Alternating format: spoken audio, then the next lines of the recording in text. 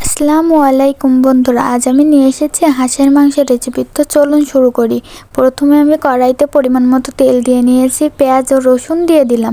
আমি লবণ, শুকনো মরিচের গুঁড়া ও হলুদ অ্যাড করে নিয়েছি। বেটে রাখা মশলা দিয়ে দিয়েছি। এখানে আমি সামান্য পানি অ্যাড করে নিয়েছি। এবার আমি হাঁসের মাংসগুলো উঠিয়ে দিব। মাংসে আলুটা আমার খুবই পছন্দ, এজন্য আমি কিছু আলুও দিয়ে দিয়েছি। এবার আমি মাংসটা ভালোভাবে কষিয়ে নিব। তো বন্ধুরা, হাঁসের মাংসে কিন্তু নারকেলের দুধটা অনেক স্বাদ বাড়ায়। এখানে নারকেলের দুধ আপনারা চাইলে অ্যাড করতে পারবেন, আমার বাসায় ছিল না, তার জন্য আমি স্কিপ করেছি। এবার আমি দিয়ে দিব পরিমাণ মতো পানি।